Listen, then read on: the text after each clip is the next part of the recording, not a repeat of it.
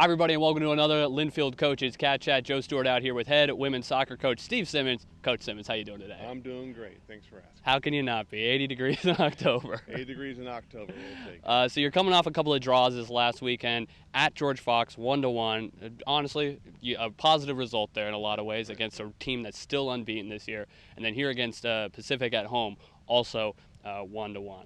That being said about the George Fox match, it's felt like these last three draws all probably should have gone your guys' way. Kind of freak incidences that have led to those goals going in. Against George Fox, there was the own goal, of course, and then against Pacific, I mean, I've never seen a ball bounce that many times on the crossbar before. So I got to imagine it's been frustrating, but there's also positives. You guys have been able to execute early and then just had some bad bounces late. What have those post-game conversations been like after these last few matches? Well, I think each of those three games, the post-game conversation has been a little bit different. You know, the positives is that we're trying to be very proactive in how we're playing, and I think that has been reflective on the stats. Mm-hmm. You know, when you look at what we're trying to do as far as creating shots, corner kicks, etc. But at the end of the day, you know, you got to close games out. I think we're all disappointed that we're, you know, out of the three games we feel we've left 6 points on the table. You know, so out of 3 games we get 3 points. We should get 9 points, and that's the mentality and expectation that we want to have. But I know the way soccer is and the way our team is in their growing evolution. As much as I continue to say, some of these things are part of it, and so what we want to do is be able to improve on it, and then, you know, we have a chance this weekend with another 2 home matches. Yeah, and hopefully able to push through and get the positive results. Okay, so breaking down the George Fox game, even with the own goal, like I said, I felt like it had to be a pretty, you know, there were positives to pull from. Like I said, that was an unbeaten team still this year. They've been off to a great start. What did you like from there, particularly in the second half when you guys were able to tie it up? Yeah, I think with certain teams, there's matchup styles that you got to really pay attention to, and we wanted to be aggressive against them at their place, and so I thought the players did a really good job of being aggressive and then kind of sustaining that aggression. We know that there's going to be ebbs and flows to the game, and you know, when they have their moments, we just got to bend but not break. When we have our moments, we have to capitalize, and I thought we did capitalize. And again, you know, it was an unfortunate error that led to their goal. But, you know, outside of getting 1 point in the tie, we feel there was a heck of a lot more positive. But we do recognize that we need to finish the job.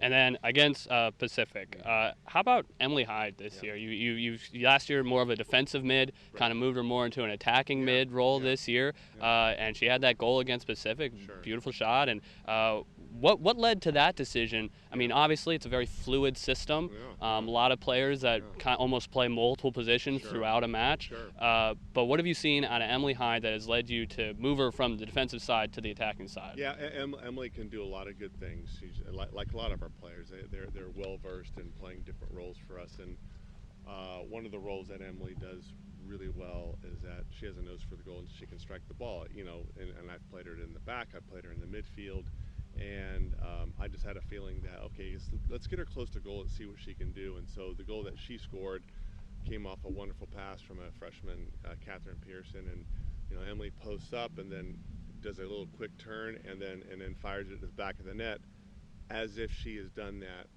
all year long as a center forward. And so that was a wonderful moment for us. I was happy for her, but just goes to show you we've got players that can play different roles, and in that moment Emily stepped up and did a wonderful goal for the team. How does that type of fluidity in this system, players playing multiple positions, how does it create a benefit on the pitch? Obviously, as we've seen, it takes a while to master this system, but when you've got it clicking, it can be incredibly difficult for an opposition to defend against. What leads to that with all the movement? Familiarity, I think, being able to see those moments over and over.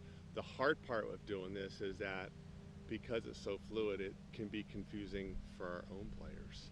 And we see some of that, especially for some of the newer players as we get into the conference season, that fluidity that we want to have and familiarity. Sometimes with the newer players, they don't have enough hours doing it, and then you kind of see that's where maybe we are vulnerable with turnovers, getting caught in the counterattacks, things of that nature, which have kind of reared its head, in the last 4 or 5 games. And I accept that as the coach, but it's a part of the process that we have to go through. So these players, at some point, when they get over the tipping point of learning, they go, okay, I get it now. So it's getting better. We're not at the tipping point yet, but it's getting closer. Where does execution need to be better this weekend to avoid those draws, come out with a couple of wins? Execution needs to be better on taking our chances. So we're creating chances, meaning now we just got to finish. We got to be a little more ruthless in the final third in our area, a little more ruthless on our corner kicks, our attacking corners. We're creating a lot of attacking corners, so we want to finish that out because, I call that goal support. Like, in baseball you have run support. Sure. It's goal support because what that does, it takes the pressure off of everybody else. Instead of kind of hanging on to a 1-0 or 1-goal lead, when you are able to put a team away, then there's goal support, and the emotional disposition is way different, right? And how you want to finish off a game. So that is first and foremost, and that will come, honestly. And then the second thing is finish out games, finish them out defensively. So let's say we can't score. We got to be able to shut the door, right? Shut the back door, lock the key, throw the key away, and then being able to see a result out. Yeah. And you gotta love having insurance in every sport. I mean, it goes a long way to turning, in your case, ties into wins, losses into wins. Just being able to have that extra cushion.